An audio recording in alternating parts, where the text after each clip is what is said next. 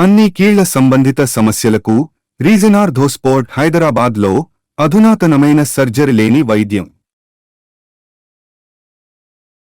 ఆ ముగ్గురు జనసేన ఎమ్మెల్యేలు బౌండరీ లైన్ బ్రేక్ చేసేస్తారా? బ్యాక్ డోర్ వెరిఫికేషన్లో ఎక్కడో తేడా కొట్టిందా? దందాలకు సంబంధించిన క్లియర్ రిపోర్ట్ అధినాయకుడి చేతిలో రెడీగా ఉందా? బరి తెగించి పనులు చేసి అధినేత పాయింట్ బ్లాంక్లో నిలబడ్డ ఎమ్మెల్యేలెవరు? ఏం చేస్తారు అసలు? యంత్రాంగం వైఫల్యమైతే నిలదీస్తాం, నేతలు తప్పు చేస్తే బెంచ్ మీద నిలబెడతాం. AP deputy CM Pawan Kalyan తరుచీచే వార్నింగ్ ఇది. ఆ దిశగా జనసేన నాయకత్వానికి లక్ష్మణరేఖ గీసిపెట్టారాయన. అధికారాన్ని అడ్డుపెట్టుకుని విర్రవీగితే రియాక్షన్ యమ స్ట్రాంగ్గా ఉంటుందని సొంత నేతల్ని తరచూ హెచ్చరిస్తూనే ఉన్నారట జనసేనాని. ఆ వ్యవహారాన్ని కేవలం మాటలతో సరిపెట్టకుండా ఎమ్మెల్యేల పనితీరు, వాళ్ల వ్యవహారాలపై థర్డ్ పార్టీ వెరిఫికేషన్ చేయిస్తున్నట్లుగా చెప్పుకుంటున్నారు. ఆ వెరిఫికేషన్లో భాగంగా ఎప్పటికప్పుడు నివేదికలు జనసేన ప్రధాన కార్యాలయానికి చేరుతున్నాయట. ఈ క్రమంలోనే ముగ్గురు ఎమ్మెల్యేల పనితీరు, అక్రమాలపై పవన్ కు పక్కా ఆధారాలతో నివేదిక అందిందన్న ప్రచారం జనసేన వర్గాలను షేక్ చేస్తోందంటున్నారు. వీళ్లల్లో ఉత్తరాంధ్ర, ఉభయ గోదావరి, రాయలసీమకు చెందిన వాళ్లు ఉన్నట్టుగా సమాచారం.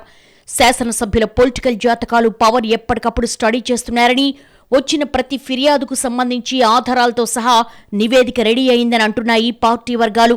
జనసేన తరపున గెలిచిన ఎమ్మెల్యేల్లో ఎక్కువ మంది ఇతర పార్టీల నుంచి వచ్చిన వాళ్లు.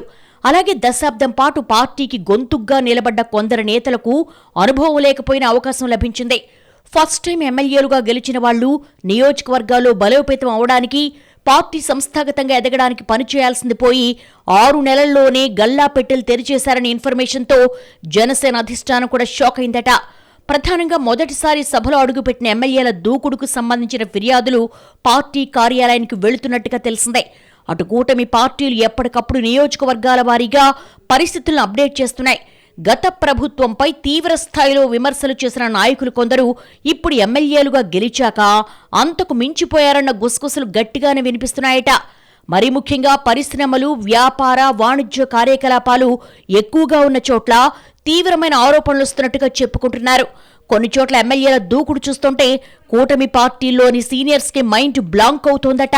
ఇలాంటి పరిస్థితుల్లో మిగతా మిత్రపక్షాల సంగతి ఎలా ఉన్నా తమ పరంగా ఎలాంటి తప్పు జరగకూడదన్న గట్టి అభిప్రాయంతో ఉన్నారట పవన్ కళ్యాణ్. అందుకే తమ ఎమ్మెల్యేలు ముగ్గురిపై అందిన నెగిటివ్ రిపోర్ట్స్తో ఆయన ఫుల్గా ఫైర్ అవుతున్నట్టుగా తెలుస్తోంది. ఇప్పటికే మందలింపుల పర్వం ముగిసిందని, ఇక యాక్షన్ పార్ట్ మిగిలిందని, త్వరలో అది కూడా తప్పదని మాట్లాడేసుకుంటున్నాయి జనసేన వర్గాలు.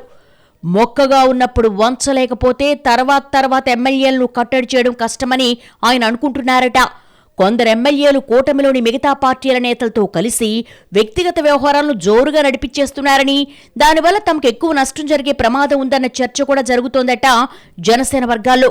మిగతా వాళ్ల సంగతి ఎలా ఉన్నా ప్రస్తుతం తీవ్ర ఆరోపణలు, పక్కా ఆధారాలతో సహా చిక్కిన ఆ ముగ్గురు ఎమ్మెల్యేలను పవన్ కళ్యాణ్ ఎలా డీల్ చేస్తారోనని ఆసక్తిగా చూస్తున్నాయి రాజకీయ వర్గాలు.